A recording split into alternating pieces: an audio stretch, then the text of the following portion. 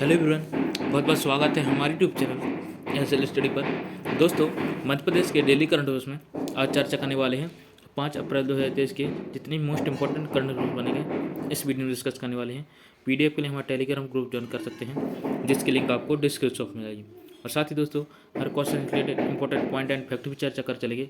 और साथ ही दोस्तों, national and international current affairs के भी कुछ इंपॉर्टेंट क्वेश्चन देखते चलेंगे, तो वीडियो के लास्ट तक बने रहिए। सभी प्रतियोगी परीक्षाओं के लिए वेरी मोस्ट इंपॉर्टेंट होने वाले हैं। चलिए देखते हैं दोस्तों क्वेश्चन हाल ही में मध्य प्रदेश के किस ताप विद्युत गृह ने सर्वाधिक बिजली उत्पादन का रिकॉर्ड बनाया है? तो दोस्तों, संजय गांधी ताप विद्युत ने दोस्तों सर्वाधिक बिजली उत्पादन का रिकॉर्ड बनाया है। आपको याद रखना, ऑप्शन में बी करेक्ट है। डिटेल में चर्चा करें दोस्तों, तो Madhya Pradesh power generating company के संजय गांधी ताप विद्युत गृह बिरसिंहपुर ने वित्तीय वर्ष 2022-23 में कुल 8,758.8 मिलियन यूनिट विद्युत उत्पादन के साथ 74.6% प्लांट लोड फैक्टर अर्जित कर विद्युत गृह बिरसिंहपुर के इतिहास सर्वाधिक विद्युत उत्पादन सर्वोच्च PLF अर्जित करने का रिकॉर्ड बनाया। इसके पूर्व इस विद्युत गृह ने वर्ष 2018-19 में कुल 8,680.7 मिलियन यूनिट विद्युत उत्पादन और 74% PLF अर्जित किया था। दोस्तों, आपको याद है।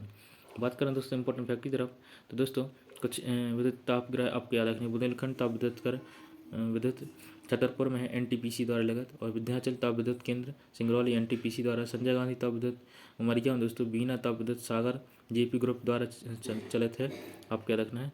धार में दोस्तों मांडू ताप विद्युत केंद्र, बड़वा ताप विद्युत केंद्र दोस्तों खरगोन में, और संत सिंगाजी ताप विद्युत खंडवा में, सतपुड़ा ताप विद्युत केंद्र बैतूल में दोस्तों, पैंच ताप विद्युत केंद्र छिंदवाड़ा JP ग्रुप द्वारा, और गाडरवारा ताप विद्युत केंद्र नरसिंहपुर NTPC द्वारा, और इसके अलावा दोस्तों अमरकंटक ताप विद्युत केंद्र अनूपपुर और संजय गांधी ताप विद्युत केंद्र उमरिया में। आपको इतने इंपॉर्टेंट फैक्ट आपको याद रखने हैं। पढ़ते दोस्तों नेक्स्ट क्वेश्चन हाल ही में नेशनल लोक अदालत कब लगाई जाएगी? तो दोस्तों 13 मई 2023 को नेशनल लोक अदालत लगाई जाएगी। आपको याद रखना है। डिटेल में चर्चा करेंगे दोस्तों, तो राष्ट्रीय विधिक सेवा प्राधिकरण के निर्देशानुसार 13 मई 2023 को नेशनल लोक अदालत लगाई जाएगी। नेशनल लोक अदालत चयनित किए गए प्री लिटिगेशन न्यायालयों से लंबित राजीनामा योग्य प्रकरणों को निराकरण के लिए रखा जाएगा। तो दोस्तों, आपको याद रखना है। बात करें दोस्तों नेक्स्ट क्वेश्चन की, क्वेश्चन हाल ही में कितने PM श्री स्कूलों की स्थापना मध्य प्रदेश में की जाएगी? तो दोस्तों 730 PM श्री स्कूलों की स्थापना की जानी मध्य प्रदेश के अंदर। आपको याद रखना, ऑप्शन में सी करेक्ट है। डिटेल में चर्चा करें दोस्तों, तो मुख्यमंत्री शिवराज सिंह चौहान की अध्यक्षता में मंत्रालय मंत्रिपरिषद की बैठक हुई। मंत्रिपरिषद ने प्रदेश में 730 PM श्री स्कूलों की स्थापना का अनुसमर्थन किया। प्रदेश के प्रत्येक विकासखंड में अधिकतम 2 स्कूल और 313 विकासखंडों में 626 और 52 जिलों की नगरीय निकाय में 104 स्कूल। इस तरह अधिकतम 730 स्कूलों को PM श्री स्कूल के रूप में चिन्हित किया जाए। चिन्हित स्कूलों में से एक प्रारंभिक शिक्षा कक्षा 1 से 8वीं एवं विद्यालय उच्चतर माध्यमिक शिक्षा के लिए संचालित होगी। तो दोस्तों, आपको याद रखना है। बात करें दोस्तों सबसे मेन इंपॉर्टेंट पार्ट की, 5 अप्रैल के राष्ट्रीय और अंतर्राष्ट्रीय घटनाओं के महत्वपूर्ण प्रश्न, जो कि दोस्तों आपके SSC UPSC स्टेट लेवल के सभी एग्जाम के लिए वेरी मोस्ट इंपॉर्टेंट होने वाले हैं। तो दोस्तों वीडियो के लास्ट तक बनी रहो, हर क्वेश्चन को ध्यान से देखिएगा। चलिए देखते हैं दोस्तों क्वेश्चन हाल ही में अंजलि शर्मा ने अफ्रीका की किस पर्वत चोटी को फतह किया है? तो दोस्तों अफ्रीका की सबसे ऊँची चोटी माउंट किलिमंजारो को दोस्तों अंजलि शर्मा ने फतेह किया। आपको याद रखना, ऑप्शन नंबर सी करेक्ट है। डिटेल में चर्चा करें दोस्तों, तो धर्मशाला की बेटी अंजलि शर्मा ने गद्दी परिधान यानी लुआचड़ी पहनकर दक्षिण अफ्रीका के माउंट किलिमंजारो चोटी को फतह कर हिमाचल और देश का नाम रोशन किया है। वह गद्दी की वेशभूषा माउंट किलिमंजारो फतह करने वाली भारत की पहली महिला या लड़की बन गई है। आपको याद रखें दोस्तों, अंजलि शर्मा पहाड़ों की चोटियों पर गद्दी संस्कृति बढ़ावा देने का काम कर रहे हैं। इससे पहले 15 साल की उम्र में अंजलि ने पहले प्रयास में 5289 मीटर की चोटी फतह की थी। उन्होंने 6001 मीटर की ऊंचाई के साथ हनुमान टिब्बा और पहाड़ देव पर विजय प्राप्त की है। और लुआचड़ी हिमाचल प्रदेश की पारंपरिक पोशाक है। आपको याद रखना दोस्तों, इंपॉर्टेंट दोस्तों। इसके अलावा दोस्तों माउंट किलिमंजारो अफ्रीका का सबसे ऊंचा पर्वत है, जो दुनिया का सबसे बड़ा मुक्त खड़ा पर्वत है। यह तंजानिया में स्थित है। इसकी ऊंचाई 5895 मीटर है, यानी 19,340 फीट, और यह अफ्रीका की महाद्वीप की सबसे ऊँची चोटी है। तो दोस्तों आपको याद रखना है। बात करें दोस्तों नेक्स्ट क्वेश्चन की, क्वेश्चन है हाल ही में किस देश के नरेश खेसर नामग्याल 3 दिवसीय भारत की यात्रा पर आए हैं? तो दोस्तों भूटान के नरेश खेसार नामग्याल 3 दिवसीय भारत की यात्रा पर आए हैं। आपको बात करें दोस्तों इंपॉर्टेंट फैक्ट की तरफ यानी डिटेल की तरफ, तो भूटान के राजा जिग्मे खेसर नामग्याल वांगचुक 3 दिवसीय यात्रा भारत पहुंचे हैं। भूटान नरेश के साथ विदेश और विदेशी व्यापार मंत्री डॉक्टर टांडी दोरजी और भूटान सरकार के वरिष्ठ अधिकारी आए हैं। नरेश राष्ट्रपति द्रौपदी मुर्मू और प्रधानमंत्री नरेंद्र मोदी से बातचीत करेंगे। भूटान भारत के लिए सामरिक महत्व रखता है और पिछले कुछ वर्षों से दोनों देशों के बीच रक्षा और सुरक्षा संबंधों में महत्वपूर्ण वृद्धि देखी गई है। दोस्तों अब चर्चा करते हैं मैप में इंपॉर्टेंट फैक्ट की तरफ। तो दोस्तों बात करें भूटान की, तो दोस्तों यह राजतंत्र हिमालय पर बसा दक्षिणी एशिया का सबसे छोटा महत्वपूर्ण देश है। यह चीन और भारत के बीच स्थित है।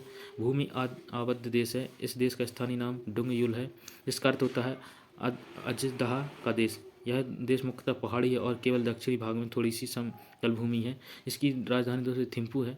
प्रधानमंत्री लोते तेनसिंग है और मुद्रा भारतीय रुपया है, भूटानी नंगुलटम है। तो दोस्तों आपको याद रखना।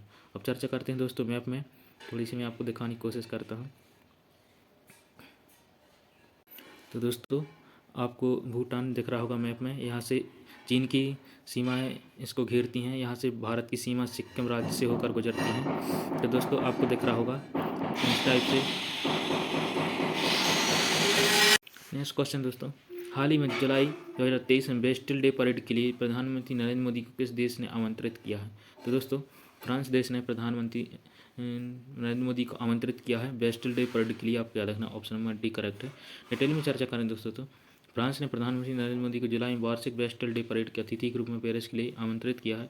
यह एक फ्रांसीसी सैन्य परेड है जो 1880 में से पेरिस में प्रत्येक वर्ष 14 जुलाई की सुबह आयोजित की जाती है। 2009 में बेस्टिल डे परेड अतिथि के रूप में मनमोहन सिंह को आमंत्रित किया जाने के बाद यह एक दशक से अधिक समय में पहली बार होगा जब कोई भारतीय प्रधानमंत्री वार्षिक सैन्य परेड में भाग लेगा। आपको याद रखना दोस्तों, यह दुनिया में सबसे पुरानी नियमित सैन्य परेडों में से एक है।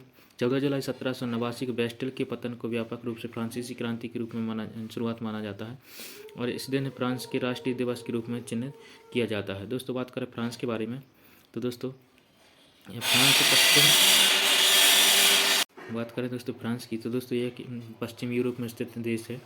इसका कुछ भाग भूभाग संसार के अन्य भागों में भी है। इसकी दोस्तों राजधानी पेरिस है, आपको याद रखना है। दोस्तों मुद्रा यूरो है। प्रधानमंत्री एलिजाबेथ बोर्न है, आपको याद रखना है। आइए दोस्तों देखते हैं मैप में। दोस्तों आपको दिख रहा होगा पश्चिमी यूरोप का एक देश है फ्रांस, जिसकी राजधानी दोस्तों पेरिस है। और आपको दिख रहा होगा दोस्तों मैप में इसके कुछ और पड़ोसी देश हैं जैसे स्विट्जरलैंड, बेल्जियम है ना, और इसके अलावा बार्सिलोना, मैड्रिड की राजधानी बार्सिलोना, आपको याद रखना है। और कुछ और देश भी हैं इसके आसपास है ना, तो आपको याद रखना है। पश्चिमी यूरोप का एक देश है, आपको याद रखना है। क्वेश्चन दोस्तों, हाल ही में दुनिया की पहली फेरी किस लॉन्च की गई, उसका नाम क्या है? तो दोस्तों दुनिया की पहली फेरी लॉन्च करी गई है, इसका नाम है MF हाइड्रा, जो कि दोस्तों दोनों फ्यूल से चलती है, आपको याद रखना है। ऑप्शन नंबर सी करेक्ट है। डिटेल में चर्चा करें दोस्तों, तो नॉर्वेजियन कंपनी नालिड ने तरल हाइड्रोजन पर चलने वाली दुनिया की पहली फेरी MF हाइड्रा को सफलतापूर्वक लॉन्च किया है। यह फेरी बैटरी और तरल हाइड्रोजन ईंधन सेल दोनों का उपयोग करता है। इस साल की शुरुआत में हेलिजेमेंटन घाट पर प्रारंभ परीक्षण के बाद 2 सप्ताह तक इसका समुद्री परीक्षण किया गया था। नॉर्वेजियन समुद्री प्राधिकरण NAM ने नौका संचालित करने की अंतिम मंजूरी दे दी है। समुद्री उद्योग ग्रीन हाउस गैस उत्सर्जन कम करने की दिशा में एक महत्वपूर्ण कदम है, क्योंकि हाइड्रोजन ईंधन सेल एक उत्पाद के रूप में केवल स्वच्छ पानी का उत्पादन करते हैं। तो दोस्तों आपको याद रखना है। बात करें दोस्तों नेक्स्ट क्वेश्चन की। क्वेश्चन है, हाल ही में डेनियल मेदवेदेव ने किस देश के जेनिक सिनर को हराकर अपना पहला मियामी ओपन खिताब जीता है? तो दोस्तों इन्होंने इटली के जेनिक सिनर को हराकर इटली के हैं, तो इनको दोस्तों मियामी ओपन खिताब अपना व्यक्तिगत खिताब जीता है, आपको याद रखना। ऑप्शन में सी करेक्ट। डिटेल में चर्चा करें दोस्तों, तो डेनियल मेदवेदेव ने इटली के जेनिक सिनर को 7-5, 6-3 से हराकर मियामी ओपन का खिताब अपने नाम किया और वर्ष का अपना चौथा और कुल मिलाकर 19वां खिताब जीता। मेदवेदेव पिछले महीने इंडियन वेल्स में उपजीत रहने से पहले दोहा, रॉटरडैम और दुबई में जीत के बाद अपना लगातार 5वां फाइनल खेल रहे थे। 27 वर्ष मेदवेदेव इस साल इंडियन वेल्स और मियामी दोनों फाइनल जीतकर 2020 जोकोविच के बाद back to back ATP master 1000 final में से पहुंचने वाले पहले व्यक्ति बन गए हैं।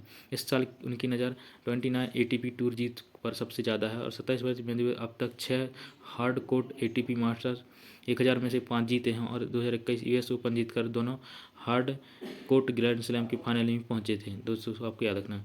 बात करें दोस्तों इटली के बारे में, तो आपको याद इसकी राजधानी दोस्तों रोम है और मुद्रा दोस्तों यूरो है और प्रधानमंत्री जियोर्गिया मेलोनी है और राष्ट्रपति सर्जिया मैट्रेला है। आपको याद रखना है। आइए दोस्तों मैप में देखते हैं। दोस्तों आपको मैप में इटली दिख रही होगी, ये आपको दिख रहा होगा, जिसकी राजधानी रोम है दोस्तों। इसके कुछ पड़ोसी देश हैं जैसे कि ऑस्ट्रिया और स्विट्ज़रलैंड और पालिमो, है ना। तो आपको याद रखना है कुछ इम्पोर्टेंट, ये भी यूरोप के पश्चिमी देशों के अंदर आता है, आपको याद रखना है। आइए बढ़ते हैं दोस्तों नेक्स्ट क्वेश्चन तरफ।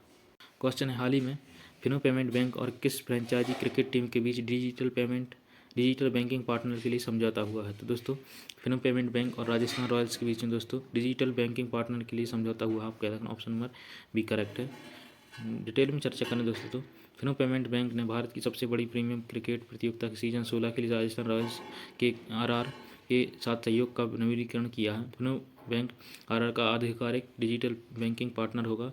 बैंक ने डिजिटल पेमेंट्स पार्टनर के रूप में राजस्थान रॉयल्स के साथ समझौता करके पिछले सीजन में मेगा स्पोर्टिंग इवेंट के साथ अपना पहला प्रवेश किया है। तो दोस्तों आपको याद रखना है। बात करें दोस्तों नेक्स्ट क्वेश्चन की। क्वेश्चन हाल ही में F1 formula racing Australian grand prix का खिताब किसने जीता है। तो दोस्तों यह फार्मूला 1 ऑस्ट्रेलियन ग्रैंड प्रिक्स का खिताब दोस्तों मैक्स वर्स्टैपन ने जीता है, आपको याद रखना है। और दोस्तों लुइस हैमिल्टन इस पर सेकंड पर थे और फर्नांडो अलोंसो इसमें थर्ड पोजीशन पर थे। तो दोस्तों आपको याद रखना है।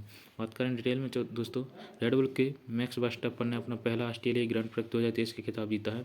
7 बार के विश्व चैंपियन लुइस हैमिल्टन जिन्होंने अपनी मर्सिडीज में शानदार प्रदर्शन किया दूसरे स्थान पर रहे, जबकि एस्टन मार्टिन के फर्नांडो अलोंसो ने पोडियम पर तीसरा स्थान हासिल किया। यह फार्मूला 1 में उनका 80वां पोडियम फिनिश है, जिससे वह सूची में 7वें स्थान पर सेना के साथ बराबरी पर आ गए हैं। यह जीत मेलबर्न की वर्स्टैपन की पहली जीत थी और सेबेस्टियन वेटेल की 2011 की जीत के बाद रेडबुल की ऑस्ट्रेलिया में पहली जीत थी। दोस्तों आपको याद रखना। बात करें दोस्तों नेक्स्ट क्वेश्चन की। क्वेश्चन है, हाल ही में फिक्की महिला संगठन की 40वीं अध्यक्ष का पदभार किसने संभाला है। तो दोस्तों आपको याद रखना, सुधा शिव कुमार जी ने 40वीं अध्यक्ष का पदभार संभाला है, आपको याद रखना, ऑप्शन नंबर सी करेक्ट है। डिटेल में चर्चा करें दोस्तों तो सुधा शिव कुमार ने 39वीं वार्षिक सत्र फिक्की लेडीज़ ऑर्गेनाइजेशन यानी FLO के 40वें अध्यक्ष के रूप में पदभार ग्रहण किया, जो कि दक्षिण पूर्वी एशिया की सबसे पुरानी महिला नेतृत्व वाली महिला केंद्रित व्यापार मंडल है। वह पेशे से वकील और इन्वेस्टमेंट बैंकर है। वर्तमान वह परिवार द्वारा चलाए जा रहे व्यवसाय में एक निदेशक है जो ऑटो सहायक कंपनियों पर केंद्रित है। सुश्री कुमार 2016-17 में FLO चेन्नई चैप्टर की अध्यक्ष थी। दोस्तों आपको याद रखना। बात करें दोस्तों फिक्की की, तो दोस्तों इसका फुल फॉर्म होता है federation of Indian chambers of commerce and industry, जिसकी स्थापना 1927 में की गई थी और मुख्यालय दोस्तों नई दिल्ली के अंदर है। अध्यक्ष सुब्रकांत पांडा जी है, महासचिव शैलेश पाठक जी। दोस्तों आपको याद रखना है। आई होप दोस्तों आज की करंट अफेयर्स का वीडियो आपको पसंद आया होगा। ऐसे इंपॉर्टेंट करंट अफेयर्स के लिए हमारे चैनल को सब्सक्राइब कर लें, वीडियो को लाइक जरूर करें दोस्तों, अपने दोस्तों शेयर जरूर करते रहें। चलिए मिलते हैं नेक्स्ट वीडियो में ऐसे important current affairs. Thanks for watching. Vande Mataram.